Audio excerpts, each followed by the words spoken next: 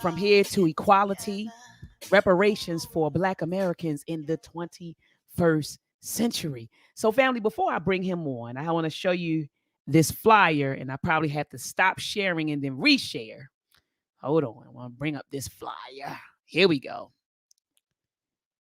There we go, family.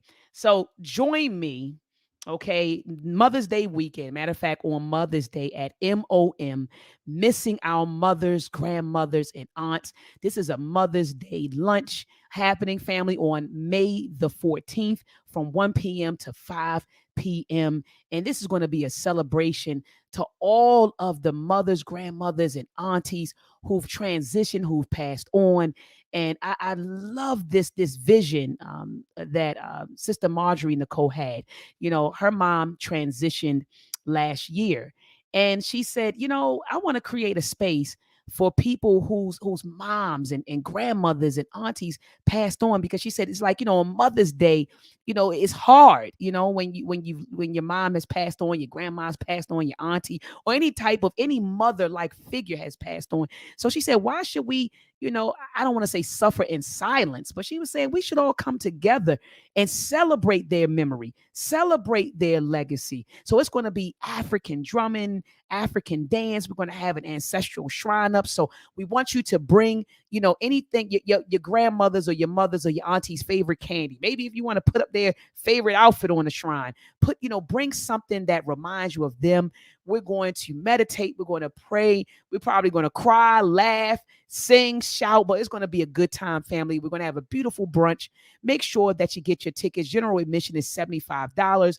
VIP tickets is $100. That's for reserved seating with sangria, and they're going to give out swag bags. So, family, come on out. It's going to be at the St. Matthew's Church located at 5401 Lock Raven Boulevard, Baltimore, Maryland, 21239. For more information, hit up NSAA, Insa Creation at gmail.com. Once again, that's Insa, NSAA Creation at gmail.com. All right, family, I got to bring on a professor and a scholar that I hold in very, very high regard. Very, very high regard. In fact, the Read Book Club will be reading and discussing his book probably within the next 4 to 6 months, because we have 4 books lined up, and his is the 4th book. All right, we started off with They Were Her Property.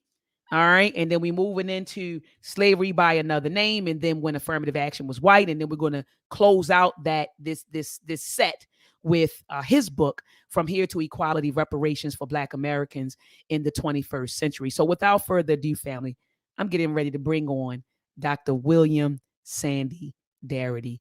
Peace and Black Power. Let's combat and fight back with MELTREK.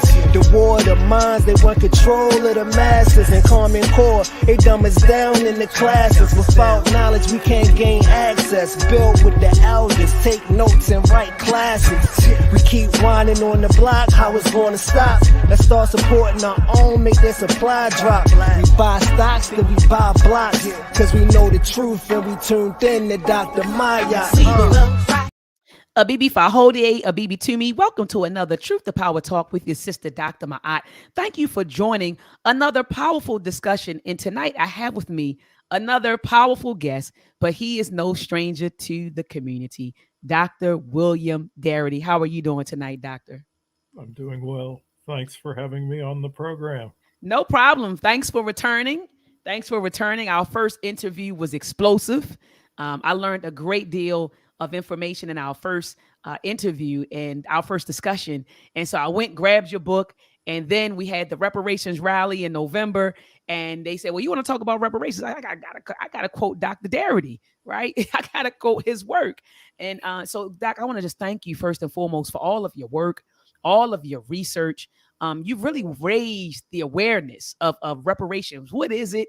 You know, why we're owed reparations and what we're owed. And so I feel like you took the discussion, Doc, to another level. And I thank you for that. And so at the reparations rally, I had to quote, you know, from your book, From Here to Equality: Reparations for Black Americans in the 21st Century. Family, take a moment out right now to thumb up the video, thumb up this video. You know the way the YouTube algorithm works. The more you engage the video, the more it's circulated on YouTube. Also, family, share this discussion. Let's get the views up. Let's get the views up. Share the discussion. If you're on Facebook, post the link. If you're on Twitter, tweet the link. If you're on another social media, because Dr. Darity, social media platforms pop up. New ones pop up every day, right? So I can't keep up with the social media platform. So any social media platform you're on, get the word out that Dr. Maat is live, and she is live with Dr. William Sandy Darity. So, Doc, I want to unpack this discussion with you. Well, the topic is the blueprint for achieving reparations, right? Because now, people are like, yeah, a lot of folks are talking about reparations. They're asking their people who are running for political office, people are challenging them, saying, do you support reparations? And so, people are talking and, like I said, raising awareness around the issue. But I don't feel like there's enough dialogue on how to get it. I think that we're at a point where Black folks are like, yes, we need it. We deserve it. We're owed it. But I really would like for us to move the discussion now to how do you get it? Do you get it by, running to, so when a political figure is campaigning, do we run there and say, do you support reparations? If not, I'm not voting for it. Is that the way to get it? Because that seems like what a lot of folks are doing. They're showing up at different, campaigns and they're in the audience and they're raising their hands and saying, we deserve reparations. Do you support it? Yes or no? And if you say no, I'm not going to vote for you, So I'm like, I don't know if that's necessarily the way to go about getting it. And so I would like to move the discussion to how do we actually go about getting it. So, Doc, I'm going to ask you a series of questions that should help folks, get an understanding or some clarity as to how we should go about doing it. So the first thing I do want to ask you, Dr. Darity, is this.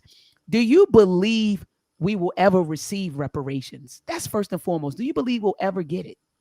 So before I plunge into that, I just want to say how much I appreciate the Mother's Day event that you're developing. Oh, yes. Yeah, I think it's a lovely idea. I lost my mother in 1994. I'm old, but she was in her early 60s, so she died younger than she should have by all means. And I remember various times at which I would try to pick up the phone anticipating that I'd be able to talk to her on the other end, and realizing that wasn't going to be the case. So I think this type of opportunity for people to cherish their memories of their mothers, of their aunts, of their grandmothers is really fabulous. So absolutely. Thank you for doing that. Thank you so much, Dr. Darity. I appreciate your words. Yes. Is this something that's ever going to happen? Well, when I first started working on the project for reparations some 30 years ago, I started to do that work without an expectation that it would necessarily happen, certainly not in my lifetime. And I decided that it was something that was so important and so vital that even if the odds of it actually occurring were low, it was something that deserved my time and energy. And I frequently say, if it was 1817 in the United States, you might think slavery would never come to an end. But does that mean that you shouldn't have fought against slavery with every breath that you have? So let me say that my engagement with this issue was never dependent upon a sense that this is something that was going to happen in any near time. Is it something that's more likely to happen today than it was 30 years ago? I certainly think so, because there's been a sea change in American attitudes. We've moved from a point at which I would say about 60% of Black Americans endorse reparations as monetary payments to a point at which the figure is closer to 80%. I'm not really sure what's going on with that other 20%, but that's an issue that we need to deal with as a community. But with respect to white Americans, there has been a dramatic change as well. If we go back to the year 2000, the beginning of this millennium, a survey that was taken by Michael Dawson and Ravana Popov, two scholars at the University of Chicago, found that only 4% of white Americans endorsed monetary payments as reparations for Black Americans. Wow. And today that figure is closer to 30%. Okay, it's still not where we need it to be to make this happen from the standpoint of congressional action, but it's much further down the road than the 4% figure in the year 2000.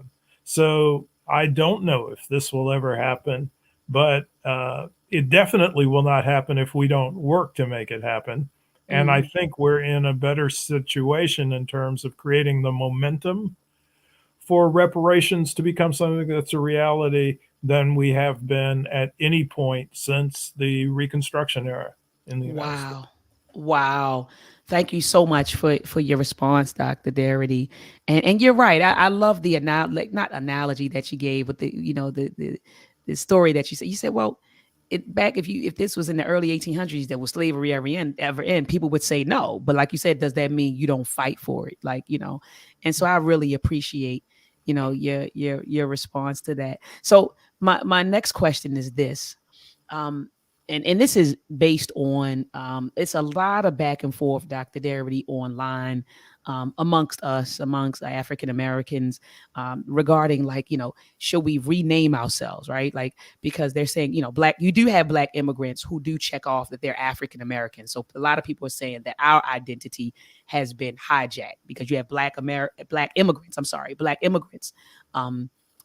claiming to be African American. So, there's talk of, well, we need a new name. Now it can't be African American. We need a new name that when people hear the name, they know we're talking about the the descendants from the Western Central Africans who came here, worked from Kansi to Kansi, and who've been here literally, at the inception of this country.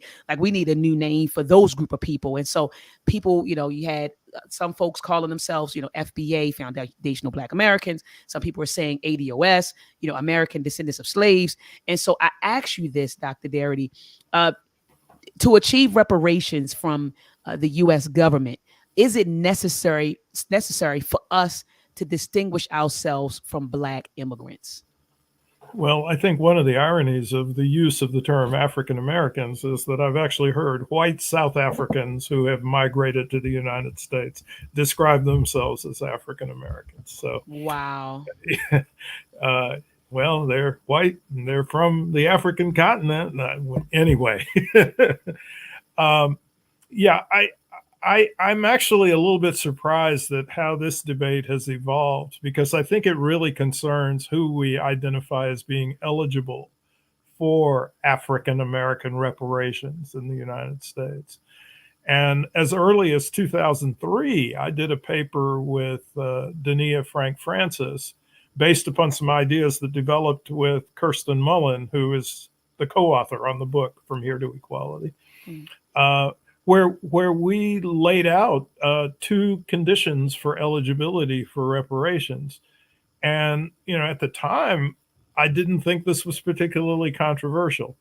The first condition was what I now refer to as a lineage standard, which is an individual would have to have established that they had at least one ancestor who was enslaved in the United States.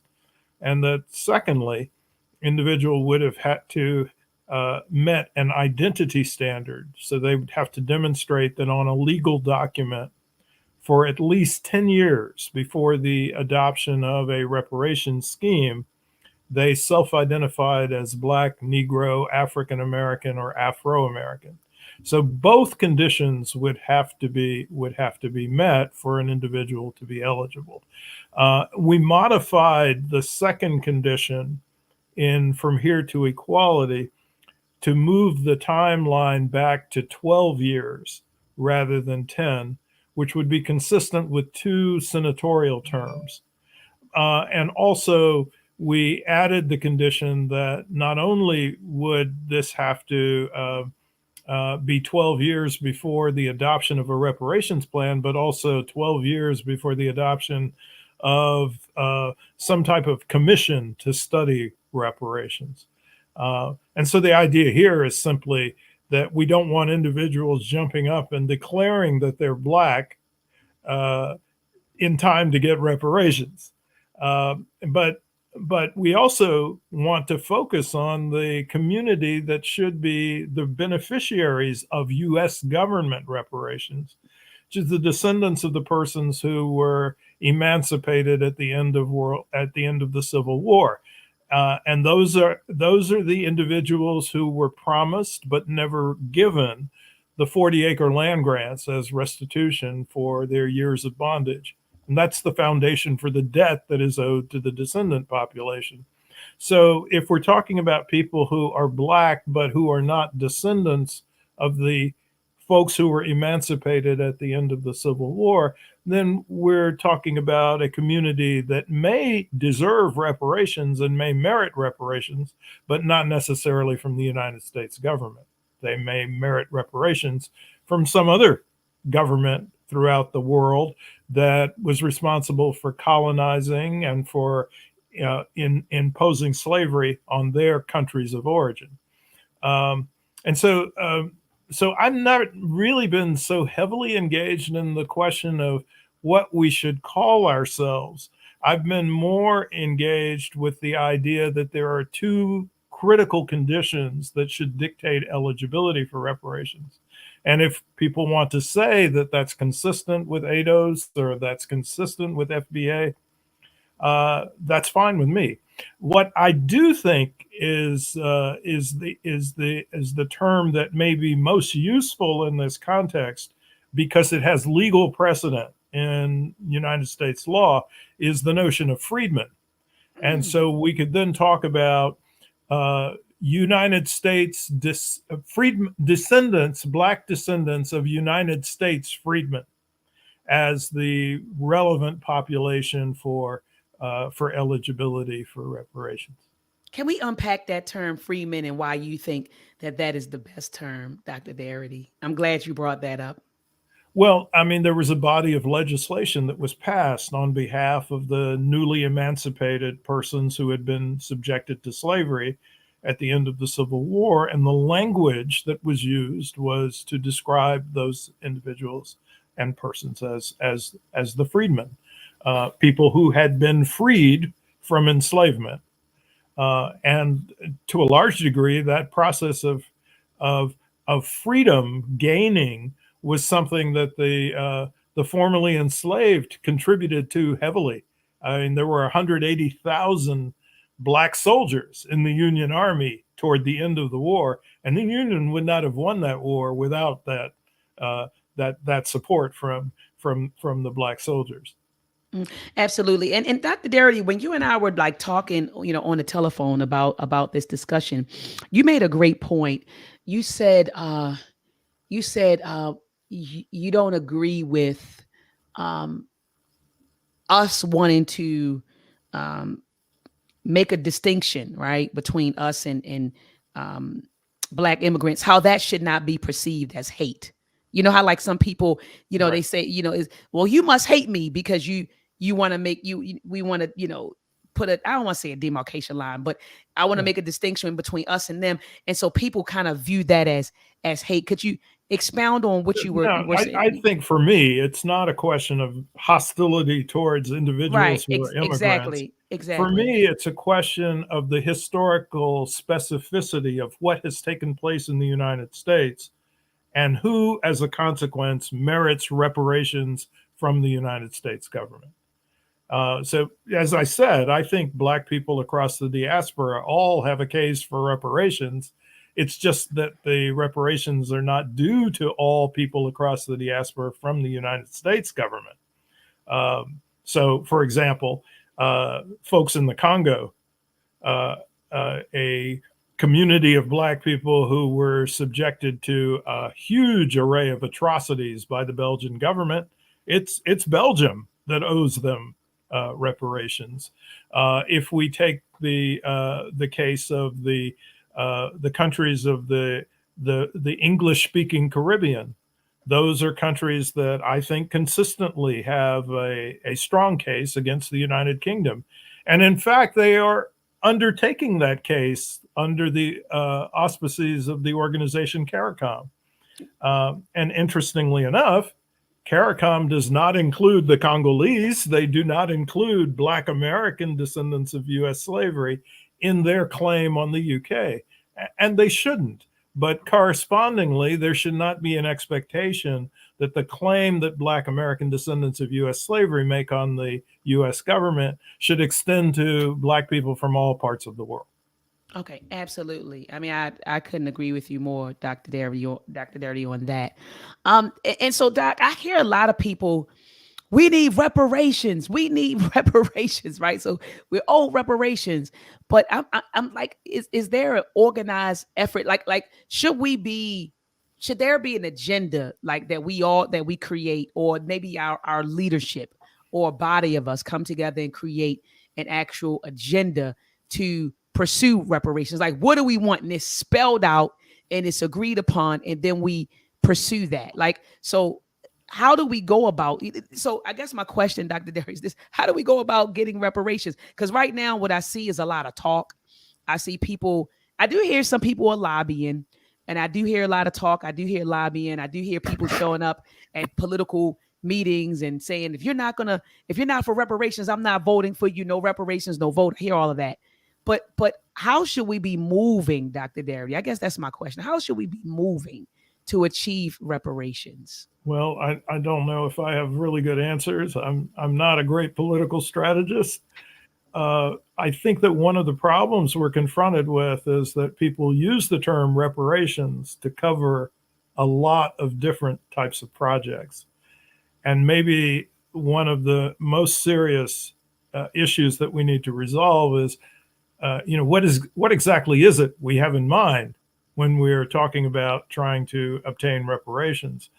And that was one of the motives for our book, From Here to Equality, was to provide a proposed plan for reparations that we were hoping people might cement the movement around. One of the touch points that folks who have read the book know is central to the plan that we have in mind is the idea that a priority must be given to elimination of the racial wealth gap in the United States. And so we've talked about, Kirsten and I in particular, have talked about a minimum bill of $14 trillion as being what's appropriate. But I think that there's a large number of people who engage in the reparations conversation who don't have any commitment to a particular idea about what the structure of a reparations plan should be or what the amount should be. And so as a consequence, we get all sorts of things being called reparations, like this housing voucher plan in Evanston, Illinois. Well, I have no idea in what sense that constitutes an act of reparations. But if you don't have any prior vision about what should constitute the precise terms of a reparations project, then you're free to call everything reparations. And so when people approach political candidates and ask them if they're for reparations or not, the political candidates can easily weasel because it's not necessarily clear what the person who is confronting them is thinking reparations is. And there was a point where folks would say, well, I'm for HR 40 as their way of addressing that question. And of course, HR 40 is a piece of legislation to establish a study commission that has been rewritten multiple times. And unfortunately, I think each rewrite has made the legislation weaker than it was before.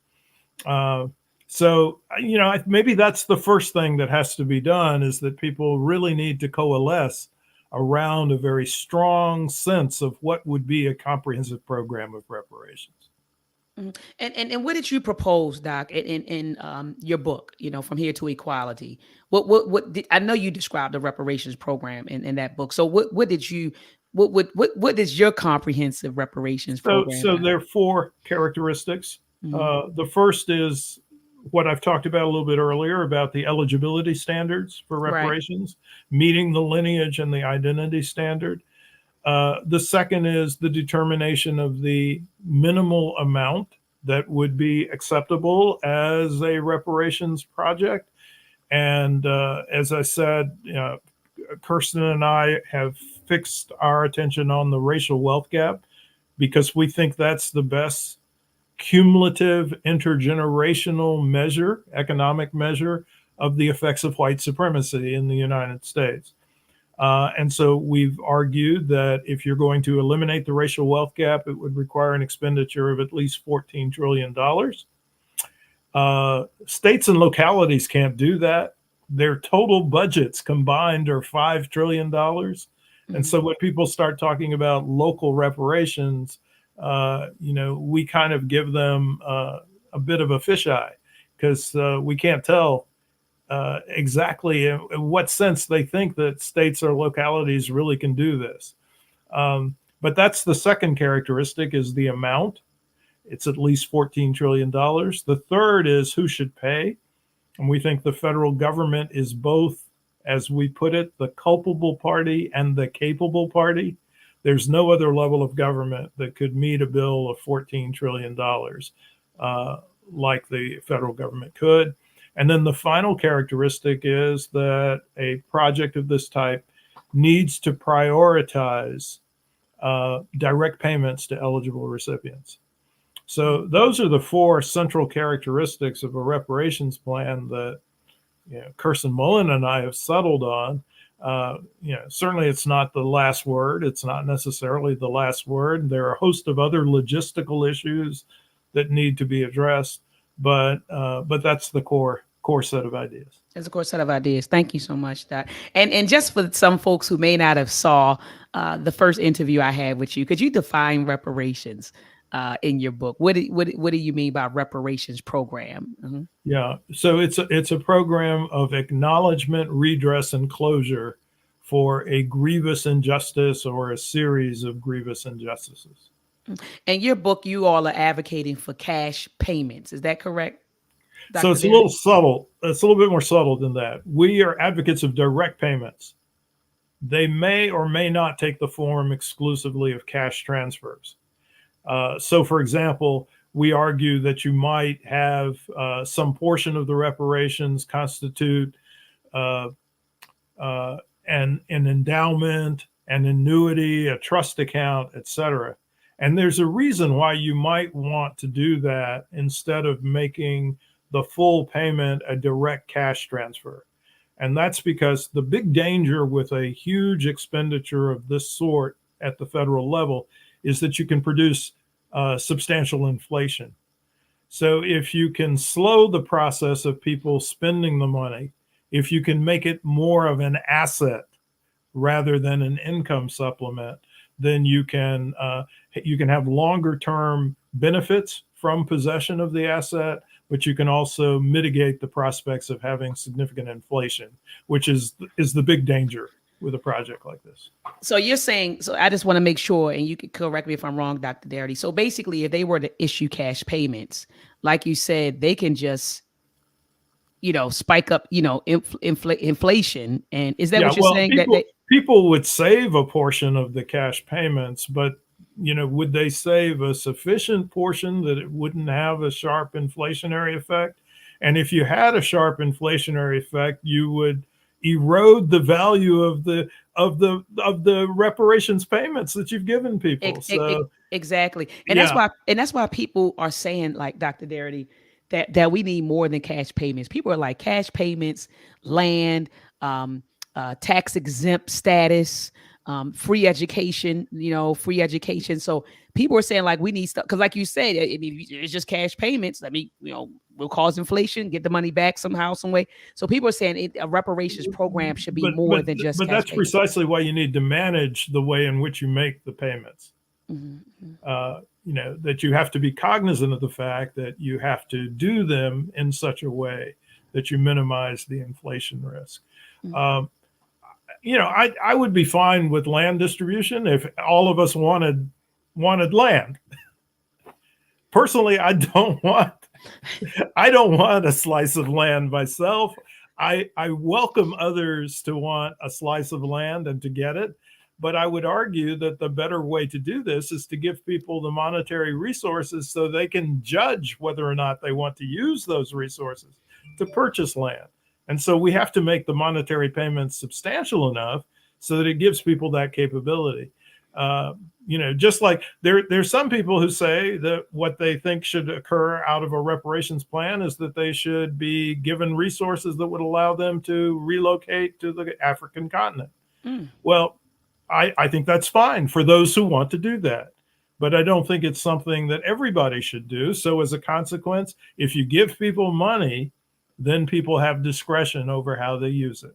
And they could choose it to repatriate, or they could choose it to purchase land, or they could choose it for educational purposes if they so desire. But I think the key thing is that the individual recipients need to have full discretion over the use of the money. Oh, the use of the money. Thank you so much, Doc, for your response. In the chat, one of the viewers said that there's no need for us to rename ourselves anything because the government knows exactly who we are, and they know the difference between us and Black immigrants. What are your thoughts on that?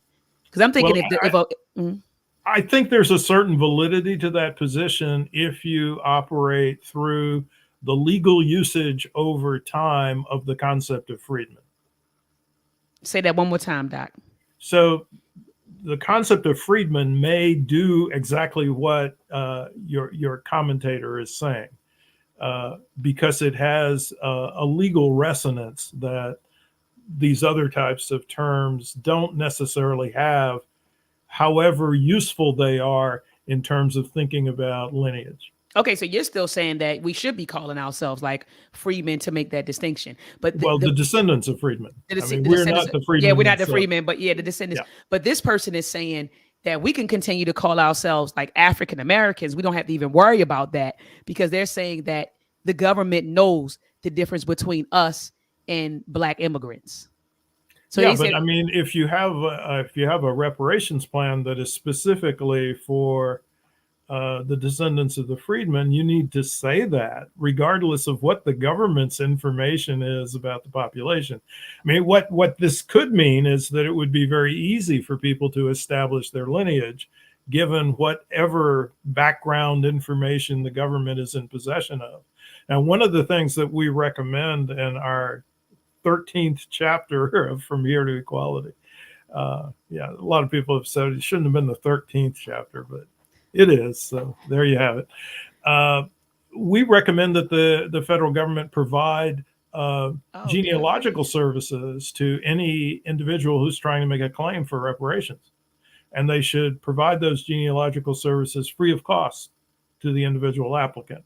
And so, if indeed the government knows, then that type of genealogical work should be very easy to do. We could go look in some government file and determine who's eligible.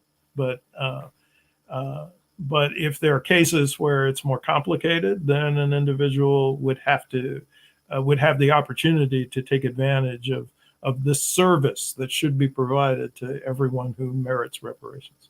No, absolutely. I couldn't agree with you more. I want to go back to the figure that you and Ms. Mullen proposed in your book. You said $14 trillion.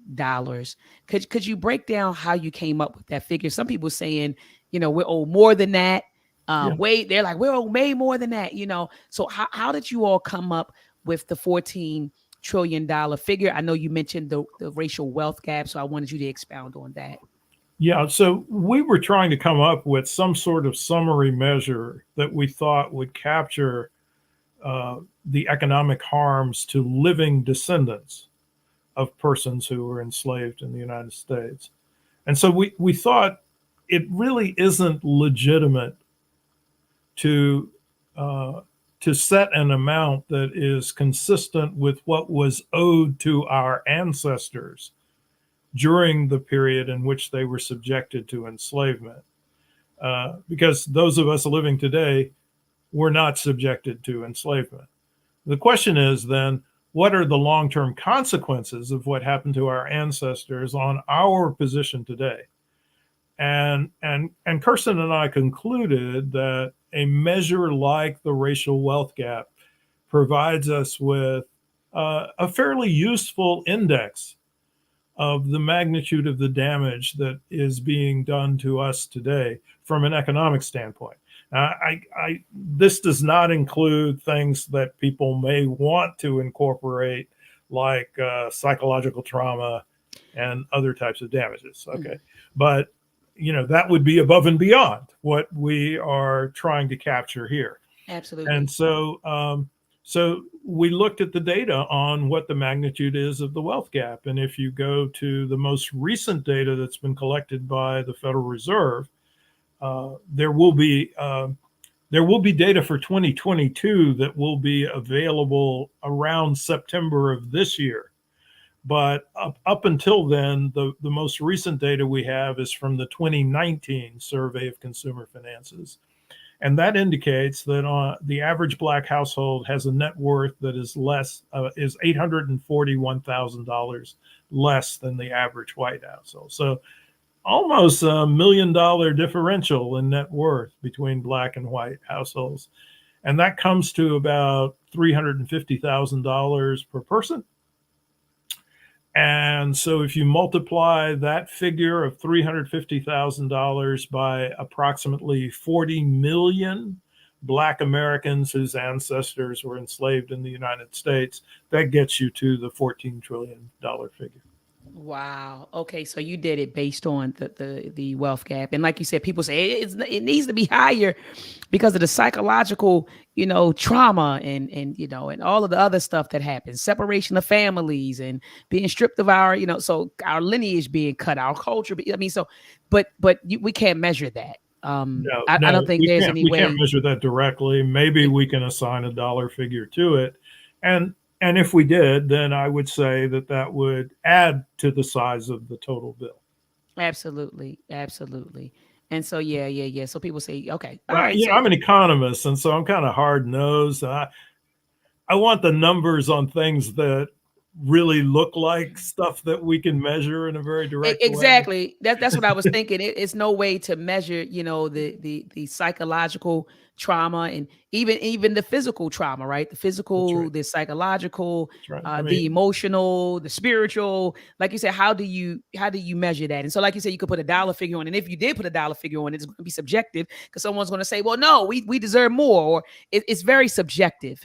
And I think what you're saying, Dr. Darity, is that you deal in objectivity. So you're like, hey, I can measure the racial wealth gap. We can actually take that and I can interpret what the racial wealth gap is telling us. Absolutely. Yeah, absolutely. Can we and I know I got you for maybe another 10 minutes. I wanted to kind of talk about the factors that contributed to the racial wealth gap outside of chattel slavery. So we already know that during chattel slavery, we didn't accumulate any wealth, right? We were cultivating cash crops for, European nations. We were wealth for other people. For other people. So, and that was, I think we were in chattel slavery for, 250 years, roundabout. Chattel slavery went on for about 250 years, give or take. But then there were other... In approximately 80 to 85 years since the formation of the United States. Yes. Yeah. So what are we looking at, Doc? Let me see. That was 20... so we're looking at 300. That's about 330 years, right, Dr. Darity? Well, if you want to incorporate the colonial period, yeah. Not sure that we can make a claim on the U.S. government for the colonial period. And there was a sufficient amount of atrocities that took place after the republic was formed. No, absolutely. I don't know that we need to. No, absolutely. So that's why I said roundabout. That's why I said about 250 years. So Dr. Darity, let me ask you this. So, because typically people go back there, but there were, when people think about reparations, it's slavery. But I shout out to the Read Book Club. We've read 2 books, The Color of Money and The Color of Law. And so. Oh, did I freeze? Dr. Darity, can you hear me? Okay. Yeah, good. Yeah. So we read those 2 books, The Color of Money and The Color of Law. Yeah. And it helped me understand that, all of the different things that transpired after chattel slavery, that contributed to the widening of the Of this racial wealth gap. wealth gap. Yeah. Yeah. So can we Yeah. can we talk about that? Yeah, in fact, in our book, we actually talk about the origins of the wealth gap being associated with the period after slavery, when Absolutely. the formerly enslaved were supposed to receive the 40-acre land grants that they were promised and didn't get them, but 1.5 million white families received 160-acre land grants in the Western territories. That was the foundation for their intergenerational wealth. Mm-hmm, In mm-hmm. fact, I think Trina Williams Shanks at the University of Michigan estimates that there are at least 45 million living white Americans who are beneficiaries of the Homestead Act of 1862 land patents. So that's one set of policies, the land distribution policies, where whites got substantial tracts of land and blacks did not toward the end of the 19th century. In fact, I think I've been able to estimate that about 1% or less of the 4 million formerly enslaved received land grants, while it was more than 10% of the white population who received land grants, including recent immigrants from Europe who hopped into the Western territories and were given homesteads. So, yeah, it's quite the story. But then to compound matters, there was a wave of massacres that took place from the end of the Civil War to the beginning of World War II, where not only were Black lives taken, but Black property was either destroyed or seized by the white terrorists. And the most familiar examples are probably Tulsa, Oklahoma in 1921, or Wilmington, North Carolina in 1898. But there were actually 100 of these that took place across the Mm-hmm. country, Mm-hmm. and that's an atrocity that was also associated with perpetuating and widening the racial wealth gap. And then in the 20th century, the federal government moves away from land distribution as its means for building assets to supporting home ownership. And it does that in a ferociously discriminatory fashion. So if you think about the whole set of policies associated with redlining, that's a public-private partnership between the Federal Housing Administration and local banks that essentially starved Black families from access to credit to permit them to move into whatever neighborhood they chose. This resulted in building a wedge in terms of the equity values of Black and white homes, and it reduced the Black home ownership rate.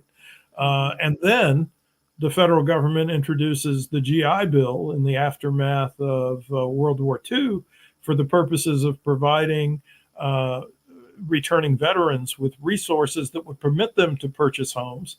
And they do that in a highly discriminatory fashion so that they build a white middle class while they don't build a Black middle class in the United States. So yeah, there's a host of policies, and they are primarily federal policies that are responsible for the racial wealth gap. And these are policies that took place after slavery ended. Yeah, and Dr. Darity, would you agree that most of them came out of the Roosevelt administration? Well, the redlining policies and the deprivation of social services Mm-hmm. or access to social support payments for 30 years until the onset of the civil rights legislation of the mid 1960s. That's all something that occurred during the course of the Roosevelt administration's development of the New Deal. Yeah, absolutely. The New Deal policy, so the FHA, the like you said, the Montgomery GI Bill, and the HOLC, the people who created like the redlining maps and all of that. So you're saying Yeah. a lot of them came out of the New Deal policies, but Yeah. there were other administrations, right, who created policies that contributed to the widening of the racial wealth gap. Yeah, I mean, I would say I wouldn't necessarily attribute the GI Bill to the Roosevelt Oh, okay, administration, okay. I thought it was. You said it's but you not. might want to attribute it to the Truman administration, Truman. perhaps. Okay. Okay. Uh, Okay. but but yeah, I mean, there's just a long history of white violence that has never been punished by the federal government, and in Not at all. fact, in many instances of those massacres, uh, there were arms that were being used that were obtained either directly or indirectly from federal sources. Wow. Wow. I mean, I'm not surprised though, Dr. Darity. I'm like, wow, but it's like you said, I'm not even surprised Well, at all. the most heavily armed private population in the world is white American men. Oh, facts. Yeah, Facts. I mean, and the sources of those arms are varied, but some of them include ways in which people have accessed arms uh, through through their being in the U.S. military in some way, shape, or form. absolutely. I mean, I couldn't agree with you more. Doc, I gotta drop a bomb for you.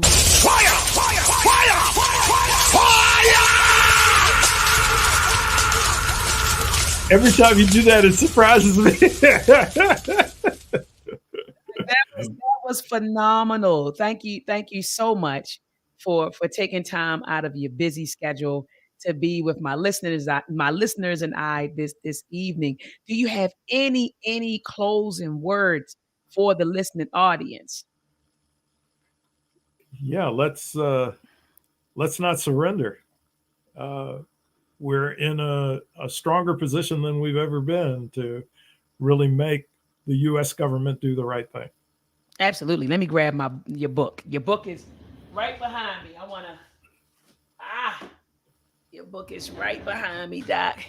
I want to show the people your book. Family, make sure that you grab his book, From Here to Equality: Reparations for Black Americans in the 21st Century.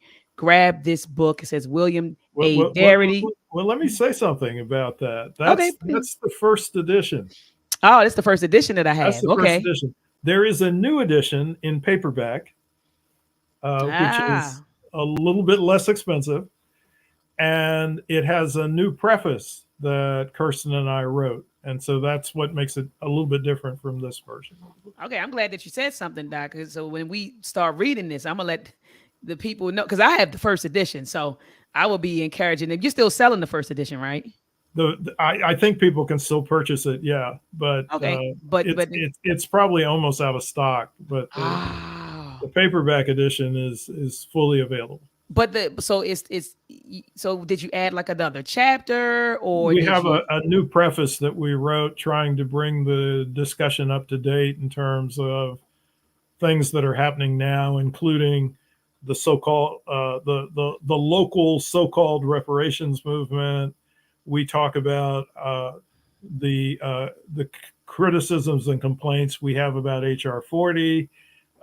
So there's So that's there's okay. So it's a so there's it is substantial stuff in the preface that's not in the first that's edition. not in this that's not in this first one. And then what about the rest of the text? Is the rest The of the rest of text the text is largely the same. okay? But it's a new preference, like you said, to bring it up to date. Yeah. All right. Well, thank you for that, Dr. Derry. And again, thank you for taking time out. Family, he and I have been coordinating this interview for the past Dr. Derry. It's been like We have three a lot of months. challenges. Yeah, we have so many challenges. I'm like, can you come on? You like, oh, I got this to do. Can I come on this day? Oh, Doc, I got this to do. The tragedy hit, and it was so. Yeah. I'm glad, Doc, that we were able to make this happen. And so, thank you so much, Doc, for coming on. I appreciate your wisdom, your work, your time, and your energy. And so, thank you again, Doctor, for coming on. Thank you. Thanks, Dr. Maat. Take All good right, care. you take good care. Peace and love. Okay. All right, y'all. We had a legend in the building, Dr. William Darity. And I saw you all battling back and forth. You all been battling back and forth in the chat. I saw you. I was watching you. I see Kevin C is in the building. He's going back and forth. And I saw the brother was the God Tone and American Clout. So you all, and even Wisdom Bars. I saw you all boxing it up in the chat. And so all dialogue is welcome. I love hearing, different perspectives, even if you agree, if you disagree, I appreciate just hearing, various perspectives and hearing what people think, right? And what people believe. And so that's really cool. So family, make sure that you thumb up the video, okay? Thumb up the video, okay? Thumb up the video, okay? Share the video, family. So you came in here, you had a good discussion, good discussion. You heard a good discussion with Dr. Darity and myself. Share the video, family. Let's get the views of the video up. Also, what else I get ready to say to you? Subscribe. I did find out that YouTube plays a lot of games, and YouTube has they've been unsubscribing people to what I call authentic Black voices. So the authentic Black voices on YouTube, what they do is they play around with the numbers. Like I remember waking up one morning, we're going to bed one night, and I think I had like maybe 450 views when I went to sleep that night, right? And I woke, no, it was 650. It was 650. Then I woke up the next morning and I was down to 450. So I said, how are the views going down, right? So they play with your view count. They play with that, and they also play with your subscriber count. So family, if you are subscribed to the channel, go back and make sure that you're still subscribed to my YouTube channel. And if you haven't subscribed, make sure that you do subscribe, hit the notification bell so that whenever I go live, you are notified. Also, family, join me back here tomorrow at 7 p.m. Eastern Standard Time. I'm bringing on Brother Q Butter, and we're going to build on why science matters, or why science should matter to Black people.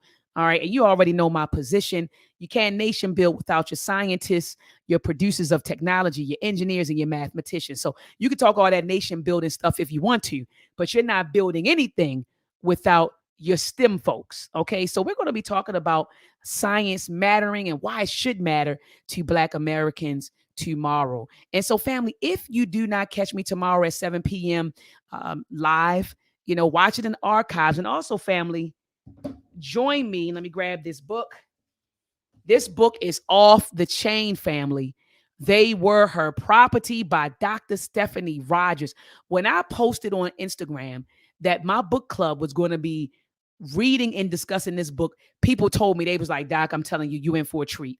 They said this book was eye-opening. So They Were Her Property, White Women as Slave Owners in the American South, something that you don't hear about, something that people don't talk about, something that you don't see when you're looking at movies that depict slavery. They don't show white women as slave masters. They always show her as the mistress of the house. She's in the house with enslaved persons, and either she's mean to them or she's trying to teach them how to read. And hell, we read and discovered last Sunday that most of the mistresses were illiterate. So that whole idea of the mistress of the house teaching the captives or the enslaved persons how to read, that was a lie. All right. And so anyway, family, this Sunday, we are going to be discussing chapter 1 of They Were Her Property. So make sure you join us, grab the book. And even if you don't grab the book, still tune in, because you will learn something. And if I don't see you on Sunday, have a Blacktastic week and a Blacktastic weekend. Peace and Black power. A Bibi Fahodie, a Bibi Tumi, Uhuru Sasa. Freedom now. Peace and love. Let's combat and fight back with MELTREK. The war of the minds, they want control of the masses. And Common Core, they dumb us down in the classes. Without knowledge, we can't gain access. Build with the elders, take notes and write classics. We keep whining on the block, how it's gonna stop? Let's start supporting our own, make their supply drop. We buy stocks, then we buy blocks. Cause we know the truth and we tuned in to Dr. Maat.